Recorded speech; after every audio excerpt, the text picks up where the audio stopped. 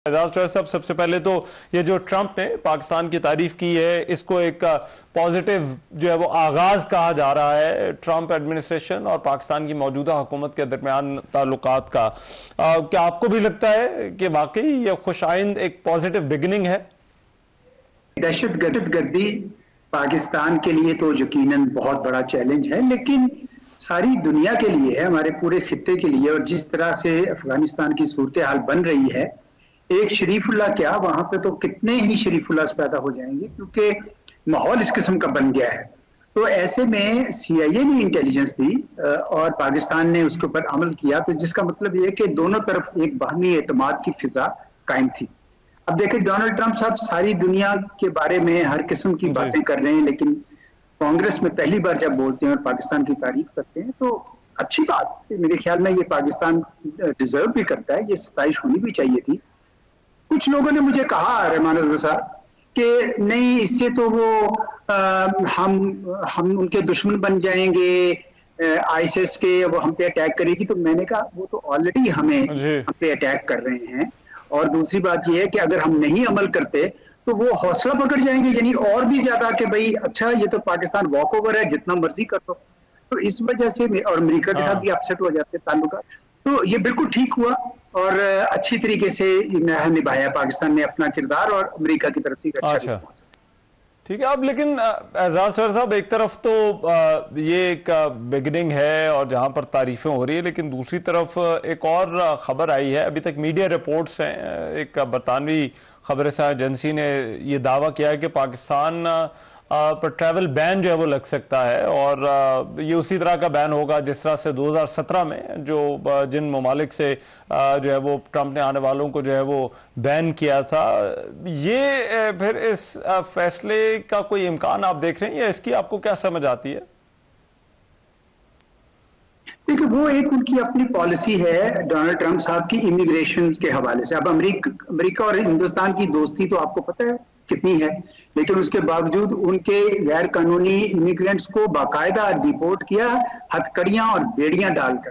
तो ये उनका अपनी एक इमिग्रेंट, अभी तो पता नहीं कि क्या पॉलिसी आएगी, लेकिन जो उन्होंने ऐलान किया वो ये है कि कोई गैर कानूनी वहां बंदा नहीं ठहरेगा।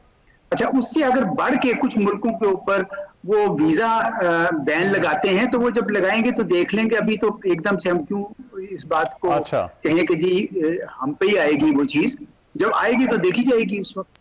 ठीक, राइट। अच्छा, एक मामला और जो कि जिस पर पाकिस्तान और अमेरिका का मौक़िफ़ एक नजर आता है, वो है अफगानिस्तान में छोड़ा गया अमरीकी असलहा।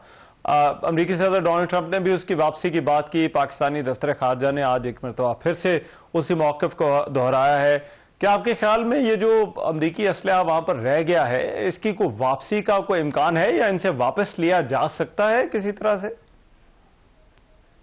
देखिए, मौक़िफ़ तो बिल्कुल हमारा और अमेरिका का एक ही है कि ये बड़ी गैर जिम्मेदाराना तरीके से, इररिस्पॉन्सिबल तरीके से, बट तेजी में, बहुत ही सूरत के साथ अमेरिका वहां से वापस लौटा और इतना बड़ा असला छोड़ गया, जो इस वक्त TTP भी शायद कर रही है, TTA भी कर रही है, और हमारे खिलाफ भी इस्तेमाल हो रहा है, कल को शायद दूसरे हमसायों मुल्कों के खिलाफ भी इस्तेमाल हो। तो वो बिल्कुल गलत हुआ, वो नहीं होना चाहिए था। लेकिन अमेरिका के पास तो इसका एक हल है, रहमान रजा साहब। उनके पास तो ये हल है कि वो उन्होंने $9 बिलियन या $8 बिलियन अफगानिस्तान के पकड़े हुए हैं, उसमें से वो सिंपली $7 बिलियन अपने पास रख लेंगे और उनका तो खर्चा पूरा हो जाएगा।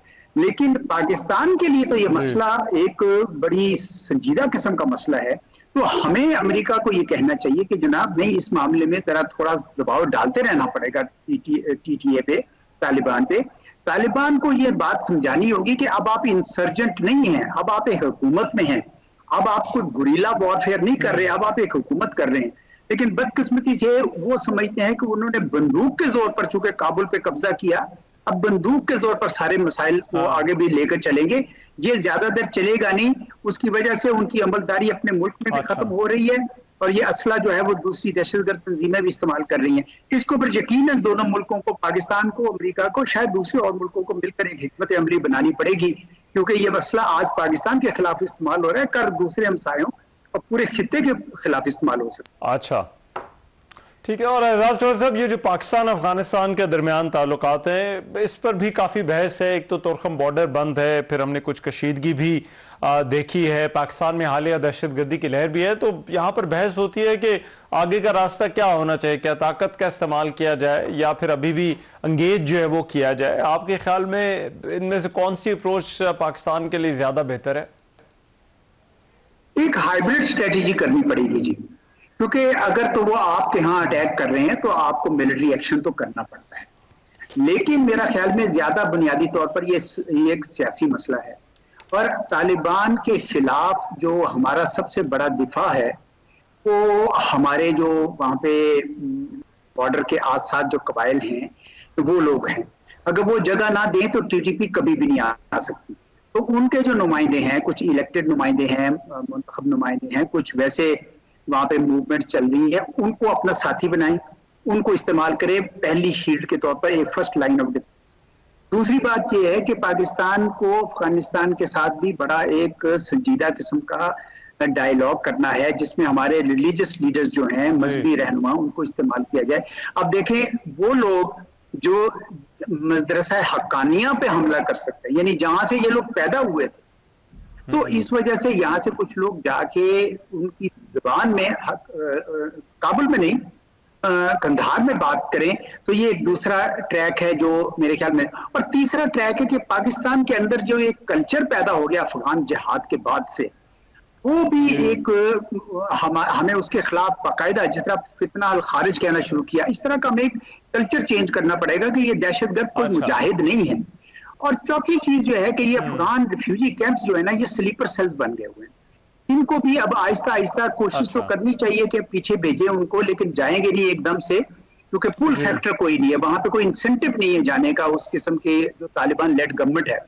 तो उसमें ये कर सकते हैं, अर्बन सेंटर से इनको जरा दूर करें, इनको सिक्लूट करें, इनके पास कार्ड्स हो, ये खुले आमना फिर सके।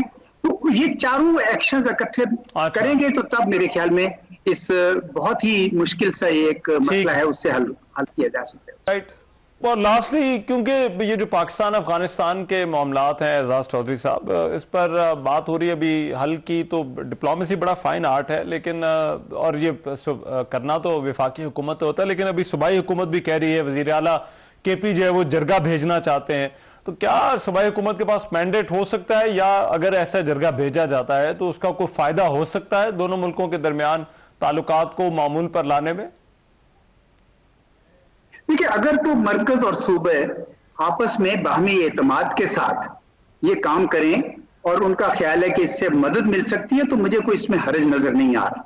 लेकिन ये बाहमी एतमाद के साथ होना चाहिए। ये खारजा पॉलिसी हमारे आइन के मुताबिक मरकज का काम है, सूबों का काम नहीं है। लेकिन अगर मदद दे सकते हैं मरकज की हमायत के साथ, तो क्यों ना किया जाए। और ये जरूरी है। देखिए, इस वक्त सबसे ज्यादा कुर्बानियां तो केपीके और बलूचिस्तान दे रहा है, तो इस वजह से अगर उनका मसला हल करने में वो मदद कर सकते हैं, तो मेरे ख्याल में इसके लिए दरवाजे खुले रखने चाहिए। ठीक है, राइट। बहुत शुक्रिया। एजाज चौधरी साहब हमारे साथ मौजूद थे। और एक तरफ पाकिस्तान अमेरिका के दरमियान जो मामलात हैं, और दूसरी तरफ फिर अफगानिस्तान के साथ जो सूरत हाल है उस पर बात कर रहे थे। प्रोग्राम में एक ब्रेक शामिल करें, वापस आ रहे हैं इस ब्रेक के बाद।